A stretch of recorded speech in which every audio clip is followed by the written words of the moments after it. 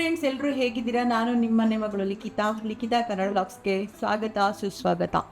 ಇವತ್ತು ಏನಪ್ಪ ರೆಸಿಪಿ ಮಾಡ್ತಾ ಇದ್ದೀನಿ ಅಂತ ಹೇಳಿದ್ರೆ, ಸೂಜಿ ಹಲ್ವಾ ಅಥವಾ ಸತ್ಯನಾರಾಯಣ ಸ್ವಾಮಿ ಪ್ರಸಾದ ಅಂತಲೂ ಕರೀತಾರೆ, ಮತ್ತು ಸಪಾದ ಭಕ್ಷ ಅಂತಲೂ ಕರೀತಾರೆ ಇದಕ್ಕೆ.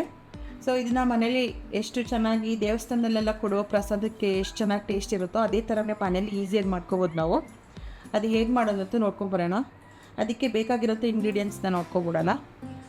ನಾವು ಎಲ್ಲನೂ ರವೆ, ಸಕ್ಕರೆ, ಹಾಲು, ತುಪ್ಪ ಎಲ್ಲನೂ ಸಮ ಪ್ರಮಾಣದಲ್ಲಿ ತೊಗೋಬೇಕಾಗುತ್ತೆ. ಇದನ್ನು ಹಂಗೆ ಎಲ್ಲ ಒಂದು ಕಪ್ ರವೆ, 1 ಕಪ್ ಸಕ್ಕರೆ, 1 ಕಪ್ ಬಾಳೆಹಣ್ಣು ಕಟ್ ಮಾಡಿ ಇಟ್ಕೊಂಡಿದ್ದೀನಿ, 1 ಕಪ್ ಹಾಲು, 1 ಕಪ್ ತುಪ್ಪ. ಇದಕ್ಕೆ ಬೇಕಾಗಿರೋಂಥ ಡ್ರೈ ಫ್ರೂಟ್ಸ್ನೆಲ್ಲ ಕಟ್ ಮಾಡಿ ಇಟ್ಕೊಂಡಿದ್ದೀನಿ. ದ್ರಾಕ್ಷಿ, ಗೋಡಂಬಿ, ಪಿಸ್ತಾ ಮತ್ತು ಬಾದಾಮಿನ ಕಟ್ ಮಾಡಿ ಇಟ್ಕೊಂಡಿದ್ದೀನಿ. ಸೊ ಇದನ್ನು ಹೇಗೆ ಮಾಡೋದು ಅಂತ ನೋಡ್ಕೊಂಡು ಬರೋಣ ಬನ್ನಿ. ನೋಡಿ, ರವೆನ ನೀಟಾಗಿ ತುಪ್ಪದಲ್ಲಿ ಹುರ್ಕೊಳ್ಳೋಣ.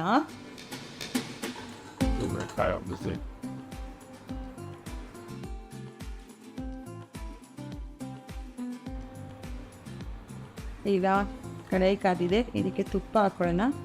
ಅರ್ಧ ತುಪ್ಪ ಹಾಕಿ ಅರ್ಧನ ಹಾಗೆ ಇಟ್ಕೊಳ್ಳೋಣ.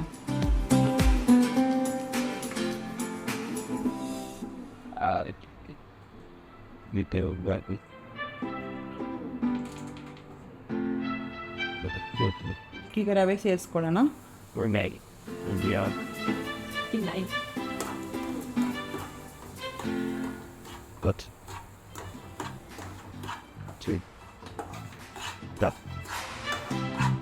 ಇದು ಚೆನ್ನಾಗಿ ರವೆ ತುಪ್ಪದಲ್ಲಿ ಒಟ್ಟು ಘಮ ಬರಬೇಕು, ಅಲ್ಲಿ ತನಕ ಚೆನ್ನಾಗಿ ಫ್ರೈ ಮಾಡ್ಕೊಳ್ಳೋಣ.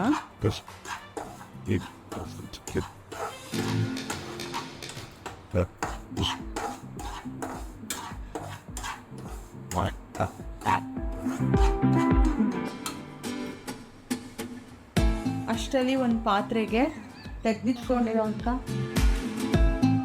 ಹಾಲನ್ನ ಮತ್ತು ಇದಕ್ಕೆ 1.5 ಕಪ್ ಆಗೋಷ್ಟು ನೀರನ್ನ ಸೇರಿಸ್ಕೊಂಡು ಕಾಯಿಸ್ಕೊಳ್ಳೋಣ ಪಕ್ಕ ಸ್ಟೋವಲ್ಲಿ.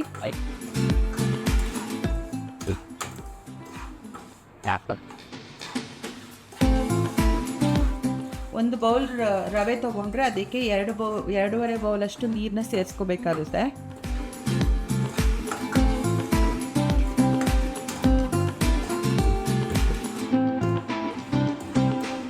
ಇನ್ನು ಅರ್ಧ ಬೌಲ್ ನೀರನ್ನ ಸೇರಿಸ್ಕೊತಾ ಇದ್ದೀನಿ. ಇದು ಚೆನ್ನಾಗಿ ಕುದಿಸ್ಕೊತಾ ಇರೋಣ.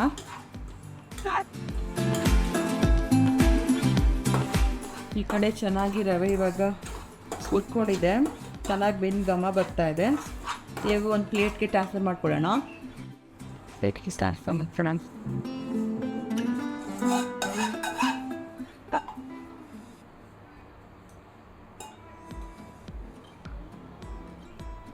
ಈಗ ಇದೇ ಕಡಾಯಿಗೆ ಕಾಯಿಸ್ಕೊಂಡು ಇಟ್ಕೊಂಡಿರೋಂಥ ಹಾಲನ್ನ ಸೇರಿಸ್ಕೊಳ್ಳೋಣ.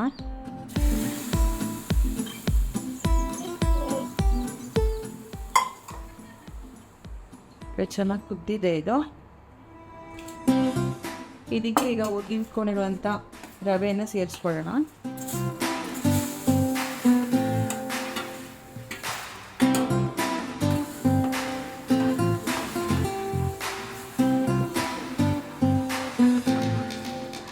ಗಂಟೆಲ್ಲಿರೋ ಥರ ನೀಟಾಗಿ ತಿರುಗಿಸ್ಕೋಬೇಕಿರುತ್ತೆ. ಚೆನ್ನಾಗಿ ಒಂದು ಗಂಟೆ ಇರಬಾರ್ದು, ಆ ಥರ ಚೆನ್ನಾಗಿ ತಿರುಗಿಸ್ಕೊಳ್ಳೋಣ.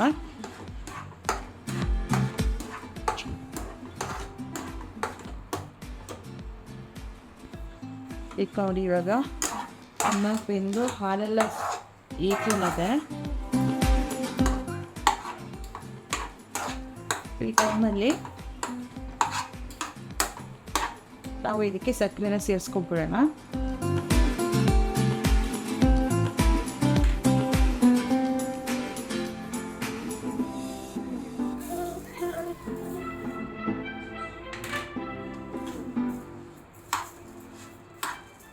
ಈಗ ಇನ್ನೊಂಚೂರು ಇದು ಸಕ್ಕರೆ ಎಲ್ಲ ಕರಗಿದ ಮೇಲೆ ಇನ್ನೊಂದು ಸ್ವಲ್ಪ ತೆಳ್ಳಗಾಗುತ್ತೆ.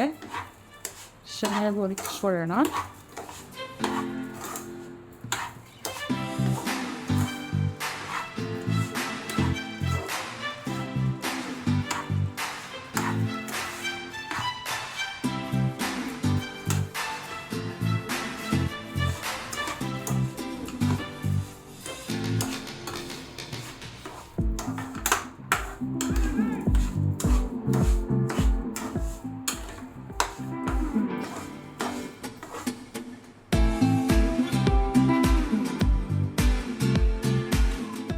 ಇವಾಗ ಚೆನ್ನಾಗಿ ಸಕ್ಕರೆ ಎಲ್ಲ ಕರಗಿ ಚೆನ್ನಾಗಿ ಬೆಳ್ಕೊಂಡಿದೆ.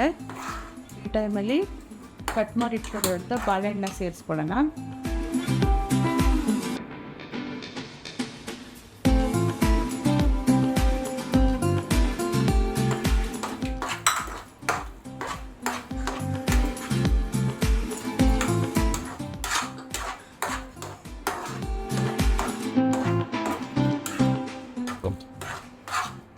ಇದು ಚೆನ್ನಾಗಿ ಹೊಂದ್ಕೊಳ್ತದೆ.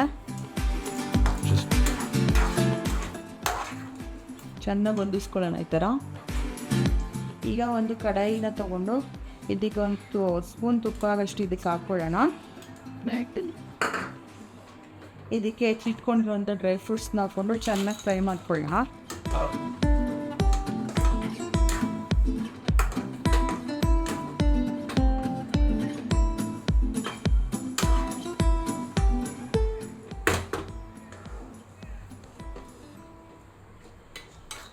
ಚೆನ್ನಾಗಿ ಈಗ ಈ ತುಪ್ಪದಲ್ಲಿ ಇದನ್ನೆಲ್ಲ ಚೆನ್ನಾಗಿ ಫ್ರೈ ಮಾಡ್ಕೊಳ್ಳೋಣ.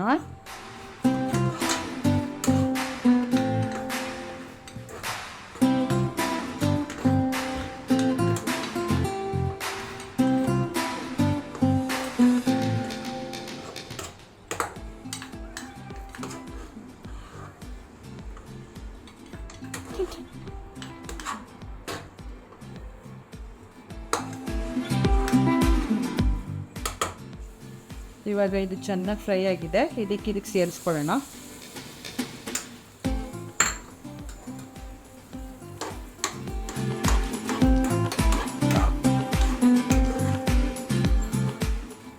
ಯಾರಿಗಾದರೂ ಮನೇಲಿ ಸ್ವೀಟ್ ತಿನ್ನಬೇಕು ಅನಿಸಿದಾಗ ತುಂಬ ಚೆನ್ನಾಗಿರುತ್ತೆ. ಎಲ್ರಿಗೂ ಮನೇಲಿ ಟ್ರೈ ಮಾಡ್ಬೋದು. ಸೊ ಸತ್ಯನಾರಾಯಣ ಸ್ವಾಮಿ ಪ್ರಸಾದ ಸಿಗೋದು ತುಂಬಾ ರೇರು. ಸೊ ಯಾವಾಗಲೂ ತಿನ್ನಬೇಕು ಅನ್ನಿಸ್ದಾಗ ಈ ಥರ ಮನೇಲೆ ಈಸಿಯಾಗಿ ಮಾಡ್ಕೊಂಡು ತಿನ್ಬೋದು. ಇದೆಲ್ಲ ಚೆನ್ನಾಗಿ ಹೊಂದ್ಕೊಂಡಿದೆ. ಈಗ ಮೇಲೆ ಒಂದು ಸ್ಪೂನ್ ತುಪ್ಪ ಹಾಕ್ಕೊಂಡು ಚೆನ್ನಾಗಿ ಹೊಂದಿಸ್ಕೊಳ್ಳೋಣ.